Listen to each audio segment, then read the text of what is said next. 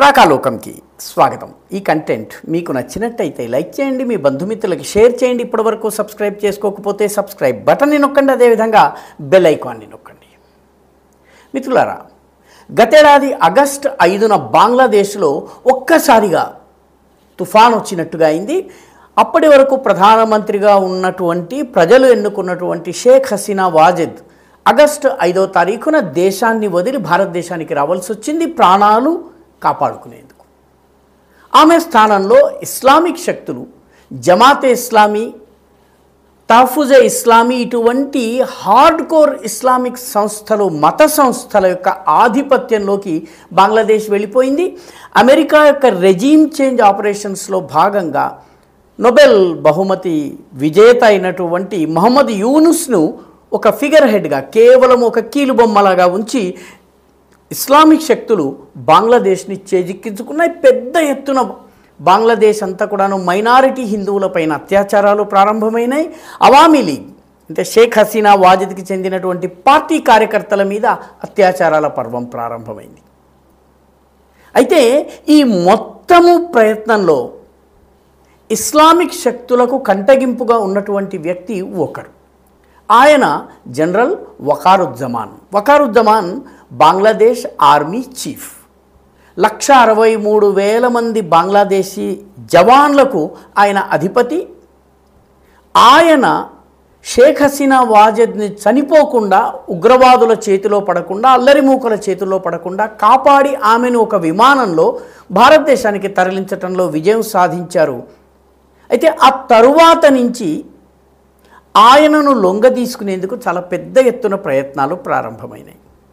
భారతదేశానికి ఒక రకంగా అవామీ లీగ్ ప్రభుత్వం పతనం కావడము, షేక్ హసీనా వాజెద్ పారిపోవడము, ఆ తర్వాత మహమ్మద్ యూనుస్ పచ్చి భారత వ్యతిరేకమైనటువంటి మహమ్మద్ యూనుస్ రావడము, దాంతోపాటు పాకిస్తానీ ఐఎస్ఐకి అత్యంత చేరువగా ఉన్నటువంటి జమాతే ఇస్లామీ అధికారంలోకి రావడము, ఇవన్నీ కూడాను భారత్కి వ్యతిరేకంగానే పరిణమించినాయి. భారతదేశం చాలా ఇబ్బందుల్లో పడింది ఒక రకంగా. ఎందుకంటే భారతదేశపు తూర్పు సరిహద్దున ఉన్నటువంటి దాదాపు 20-25 కోట్ల జనాభా ఉన్నటువంటి ఈ దేశము, మన దేశంతో పాటు 4,000 కిలోమీటర్ల సరిహద్దును షేర్ చేసుకునే దేశము మనకి వ్యతిరేకం కావడం, ఇది ఒక రకంగా భారతదేశాన్ని చాలా కలవరపరిచేటటువంటి పరిస్థితి. అయితే భారతదేశము ఇదే సందర్భంలో offence is the best form of defence అని ఫ్రంట్ ఫుట్లో బ్యాటింగ్ చేసింది. ఫ్రంట్ ఫుట్లో బ్యాటింగ్ చేసినటువంటి భారత ప్రభుత్వము మొత్తము బంగ్లాదేశ్లో భారతదేశానికి ప్రస్తుతం అనుకూలంగా ఉన్నటువంటి ఏకైక శక్తి జనరల్ వకారుజ్జమాన్. సో జనరల్ వకారుజ్జమాన్ తోటి భారతదేశము సంబంధాలని ఏర్పాటు చేసింది. జనరల్ వకారుజ్జమాన్ కూడాను ముఖ్యంగా షేక్ హసీనా వాజెద్కి వ్యతిరేకంగా పనిచేసినటువంటి యాంటీ డిస్క్రిమినేషన్ స్టూడెంట్స్ మూవ్మెంట్, ఏడిఎస్ఎం అంటారు. విద్యార్థుల ముసుగులో మతోన్మాద శక్తులు షేక్ హసీనా వాజెద్ని పడగొట్టడంలో కృతకృత్యులయ్యారు. వాళ్లను అరికట్టడంలో వకారుజ్జమాన్ చాలా కీలక పాత్ర వహించారు. గత ఫిబ్రవరి 25న ఇష్టారాజ్యంగా చేస్తూ బంగ్లాదేశ్ యొక్క సార్వభౌమత్వానికి ఇబ్బంది కలిగే రీతిలో ప్రవర్తిస్తే సైన్యం చూస్తూ ఊరుకోదని వకారుజ్జమాన్ ఒక ప్రకటనను కూడా జారీ చేశారు. ఇది నేరుగా మహమ్మద్ యూనుస్కు, జమాతే ఇస్లామీకి హెచ్చరికగా చాలామంది భావించారు. సరిగ్గా ఇదే సమయంలో పాకిస్తాన్ రంగంలోకి దూకింది. పాకిస్తాన్కి చెందినటువంటి ISI chief lieutenant general Asim Malik బంగ్లాదేశ్లో పర్యటించడమే కాకుండా ఐఎస్ఐ టీం ఏకంగా భారత సరిహద్దు దగ్గరికి రంగ్పూర్ ప్రాంతంలో రహస్య పర్యటనలు చేసింది. ఈ మొత్తాన్ని ఫెసిలిటేట్ చేసింది బంగ్లాదేశ్ ఆర్మీలోనే ఉన్నటువంటి ఇద్దరు అధికారులు. ఒకతను లెఫ్టినెంట్ జనరల్ మహమ్మద్ ఫైజుర్ రెహమాన్. ఈయన జమాతే ఇస్లామీకి చాలా దగ్గర, అంటే ఐఎస్ఐకి అత్యంత సన్నిహితుడు. ఈయనతో పాటు లెఫ్టినెంట్ జనరల్ ఎస్ఎం కమరుల్ హసన్ అనేటటువంటి మరొక సైనికాధికారి. వీళ్ళిద్దరూ సైన్యంలో ఒక తిరుగుబాటును తీసుకొచ్చి వకారుజ్జమాన్ని పదవీచ్యుతుడిని చేయాలని చెప్పి ప్రయత్నించారు. ఇందుకుగాను వీళ్ళు పాకిస్తాన్ ఐఎస్ఐతో కలిసి కుట్ర పన్నారు. పాకిస్తాన్కి వీళ్ళు వెళ్ళొచ్చారు. ముఖ్యంగా కమరుల్ హసన్ పాకిస్తాన్కి వెళ్ళొచ్చారు. వెళ్ళొచ్చిన తర్వాత ఇది జనవరిలో 13 నుంచి 17 వరకు ఆయన జనవరి 13 నుంచి 17 వరకు పాకిస్తాన్కి వెళ్ళొచ్చారు. ఆ తర్వాత పాకిస్తాన్ డెలిగేషన్ బంగ్లాదేశ్కి వచ్చింది. వీళ్ళందరి పథకం ఏంటంటే జమాతే ఇస్లామీ చేతిలోకి పగ్గాలు రావాలి. అందులో భాగంగా అడ్డంకిగా ఉన్నటువంటి జనరల్ వకారుజ్జమాన్ని తొలగించాలి. సరిగ్గా ఈ సమయంలోనే భారతదేశము ఫ్రంట్ ఫుట్ తోటి అద్భుతమైనటువంటి సిక్సర్ కొట్టింది. భారత ప్రభుత్వము వకారుజ్జమాన్తో సంబంధాలు ప్రారంభించింది. అతనికి ఎప్పటికప్పుడు బంగ్లాదేశ్లో జరుగుతున్నటువంటి పరిణామాలకు సంబంధించినటువంటి ఇన్పుట్స్ ఇస్తూ వచ్చింది. నీ సైన్యంలో నీ దగ్గర క్వార్టర్ మాస్టర్ జనరల్గా పనిచేస్తున్నట్టు, అంటే మొత్తం సైన్యానికి సంబంధించిన లాజిస్టిక్స్ సప్లైస్ అంతా చూసేటటువంటి మొహమ్మద్ ఫైజుర్ రెహమాన్, అదేవిధంగా కమరుల్ హసన్, వీళ్ళిద్దరూ కలిసి మిగతా సైనికాధికారులను కలుపుకుని నీపైన తిరుగుబాటు చేసేందుకు ప్రయత్నిస్తున్నారు అన్నటువంటి విషయాన్ని వకారుజ్జమాన్కి చెప్పారు. వకారుజ్జమాన్ షేక్ హసీనా వాజిద్కి సమీప బంధువు కూడా.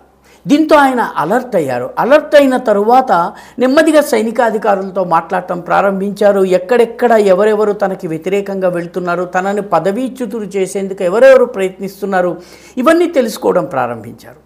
భారతదేశం ఇచ్చిన ఇన్పుట్స్ ఆధారంగా ఆయన తన సైన్యంలోనే ఉన్నటువంటి తన ప్రత్యర్థుల కదలికల్ని గురించి తెలుసుకున్నారు. ముఖ్యంగా కమరుల్ హసన్, ఫైజుర్ రెహమాన్తో పాటు జనరల్ హసన్ మహమ్మద్ మసీహుర్ రెహమాన్, అదేవిధంగా major general Mohammad Asadullah Minhajul Alam, major general Mushfiqur Rahman, major general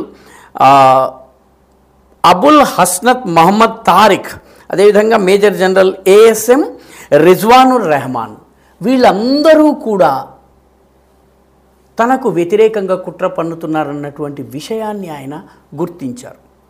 తక్షణమే సైన్యంలో ఉన్నటువంటి తన అనుకూల వర్గాల్ని అలర్ట్ చేయటమే కాకుండా తన అనుకూల వర్గాలు ఉన్నటువంటి చోటకు ఆయన వెళ్ళి ఆ స్థావరాలకు వెళ్ళారు.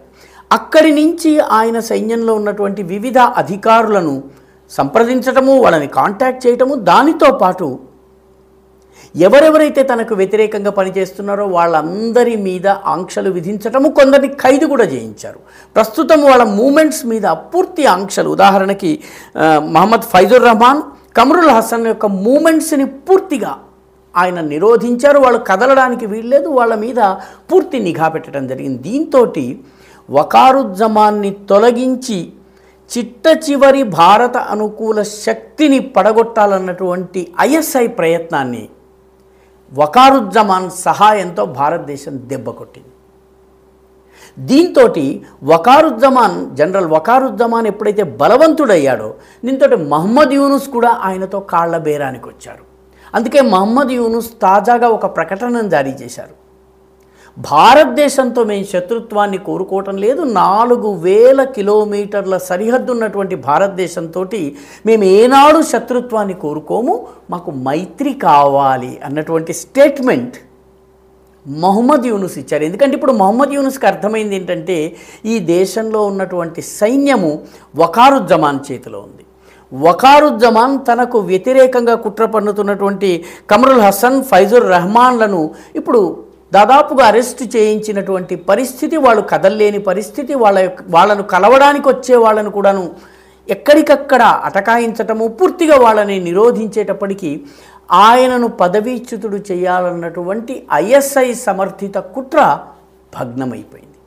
ఈ రకంగా భారతదేశము ఫ్రంట్ ఫుట్లో ఒక్కసారిగా అగ్రెసివ్ గేమ్ ఆడటం వల్ల జనరల్ వకారుజ్జమాన్ ఈరోజు తన పదవిని కాపాడుకోగలిగారు, సైన్యం పైన ఆధిపత్యం ఉంది. ఈరోజు బంగ్లాదేశ్ని కంట్రోల్ చేయగలిగేటటువంటి ఏకైక శక్తి సైన్యం మాత్రమే. ముఖ్యంగా షేక్ హసీనాకు వ్యతిరేకంగా పోరాడినటువంటి విద్యార్థి నాయకులందరూ కూడా ఇప్పుడు యూనుస్కి దూరం అయ్యారు, సొంత పార్టీ పెట్టుకుంటున్నారు. జమాతే ఇస్లామీ కూడాను ఇప్పుడు డిఫెన్స్లో పడింది. ఐఎస్ఐ యొక్క పథకాలను కూడాను వకారుజ్జమాన్ వమ్ము చేశారు. ఈ రకంగా భారతదేశము చాలా అగ్రెసివ్గా, చాలా చాకచక్యంతో వ్యవహరించిన కారణంగా బంగ్లాదేశ్ ఆర్మీలో తిరుగుబాటు మొగ్గలోనే తుంచేయటం జరిగింది. భారత అనుకూల జనరల్ వకారుజ్జమాన్ పూర్తి ఆధిపత్యంతో పూర్తి ఆజమాయిషీతో ఈరోజు సైన్యంలో ఉన్నారు. ఈ రకంగా ఇండియా ప్లే చేసినటువంటి ఈ ప్రొయాక్టివ్ రోల్ వల్ల బంగ్లాదేశ్లో ఒక పెద్ద ముప్పు తొలగిపోయింది. జమాతే ఇస్లామీ తదితర మతోన్మాద శక్తులు, జమాతే ఇస్లామీ బంగ్లాదేశ్, వీళ్ళ కుట్రలన్నీ కూడాను భగ్నమైపోయినాయి. ఈ వీడియో మీకు నచ్చినట్టయితే లైక్ చేయండి, షేర్ చేయండి, ఈ ఛానల్కు సబ్స్క్రైబ్ చేయండి. మీ అభిప్రాయాన్ని కమెంట్ల రూపంలో తప్పనిసరిగా పంపించండి.